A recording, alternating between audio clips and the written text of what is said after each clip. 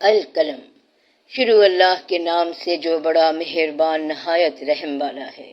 نون، قلم کی اور جو کچھ لکھنے والے کہتے ہیں اس کی قسم کہ اے پیغمبر صلی اللہ علیہ وآلہ وسلم، تم اپنے پروردگار کے فضل سے دیوانے نہیں ہو، اور بے شک تمہارے لیے بے انتہا اجر ہے، اور یقیناً تم اخلاق کے اعلیٰ مرتبے پر ہو۔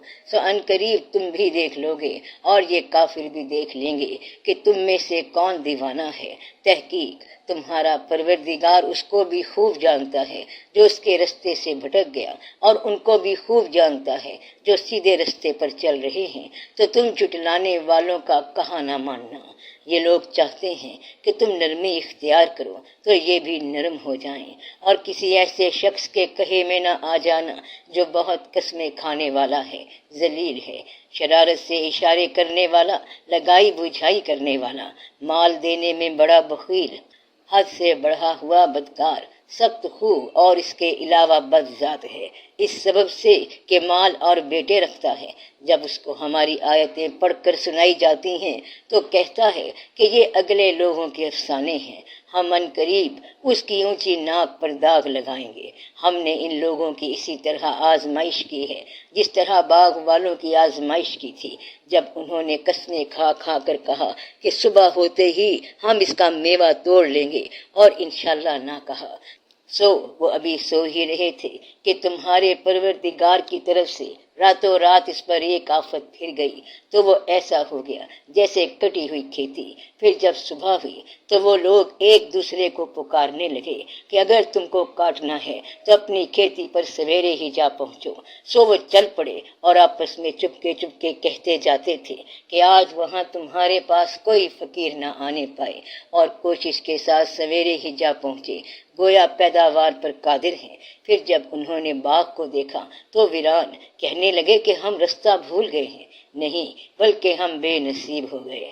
ایک جو ان میں سمجھدار تھا بولا، کیا میں نے تم سے نہیں کہا تھا کہ تم تسبیح کیوں نہیں کرتے؟ دوسرے کہنے لگے کہ ہمارا پروردگار پاک ہے، بے شک ہم ہی قصوروار تھے۔ پھر لگے ایک دوسرے کی طرف رخ کر کے ملامت کرنے، کہنے لگے ہائے شامت، ہم ہی حد سے بڑھ گئے تھے۔ امید ہے کہ ہمارا پروردگار اس کے بدلے میں ہمیں اس سے بہتر باغ عنایت کرے۔ ہم اپنے پروردگار کی طرف رجوع کرتے ہیں۔ دیکھو عذاب یوں ہوتا ہے، اور آخرت کا عذاب سب سے بڑھ کر ہوگا۔ کاش یہ لوگ جانتے ہوتے۔ پرہیزگاروں کے لیے ان کے پروردگار کے ہاں نعمت کے باغ ہیں۔ کیا ہم فرما برداروں کو نافرمانوں کی طرح نعمتوں سے محروم کر دیں گے؟ تمہیں کیا ہو گیا ہے؟ کیسی تجویزیں کرتے ہو؟ کیا تمہارے پاس کوئی کتاب ہے جس میں یہ بات پڑھتے ہو کہ جو چیز تم پسند کرو گے وہ تم کو ضرور ملے گی؟ یا تم نے ہم سے قسمیں لے رکھی ہیں جو قیامت کے دن تک چلی جائیں گی کہ جو کچھ تم طے کر لو گے وہ تمہارا ہوگا؟ ان سے پوچھو کہ ان میں سے کون اس کا ذمہ لیتا ہے؟ کیا اس قول میں ان کے کچھ شریک ہیں؟ اگر یہ سچے ہیں تو اپنے شریکوں کو لے آئیں۔ جس دن پنڈلی سے کپڑا اٹھا دیا جائے گا اور کفار سجدے کے لیے بلائے جائیں گے، پھر وہ سجدہ نہ کر سکیں گے، ان کی آنکھیں جھکی ہوئی ہوں گی اور ان پر ذلت چھا رہی ہوگی، حالانکہ پہلے اس وقت سجدے کے لیے بلائے جاتے تھے جبکہ وہ صحیح و سالم تھے۔ تو مجھ کو اس کلام کے جھٹلانے والوں سے سمجھ لینے دو، ہم ان کو آہستہ آہستہ ایسے طریق سے پکڑیں گے کہ ان کو خبر بھی نہ ہوگی، اور میں ان کو مہلت دیے جاتا ہوں۔ میرا داؤ بڑا مضبوط ہے۔ اے نبی، کیا تم ان سے کچھ معاوضہ مانگتے ہو کہ ان پر تاوان کا بوجھ پڑ رہا ہے، یا ان کے پاس غیب کی خبر ہے کہ اسے لکھتے جاتے ہیں؟ سو اپنے پروردگار کے فیصلے کا انتظار کیے رہو، اور مچھلی کا لقمہ ہونے والے یونس کی طرح نہ ہونا کہ انہوں نے اپنے رب کو پکارا جبکہ وہ دل ہی دل میں گھٹ رہے تھے۔ اگر ان کے پروردگار کی مہربانی ان کو نہ سنبھال لیتی تو وہ چٹیل میدان میں ڈال دیے جاتے، مذموم حالت میں۔ پھر ان کے پروردگار نے ان کو برگزیدہ کر کے نیکوکاروں میں شامل کر لیا۔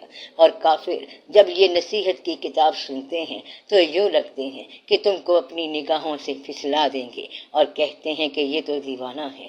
اور لوگوں، یہ قرآن تمام جہانوں کے لیے نصیحت ہے۔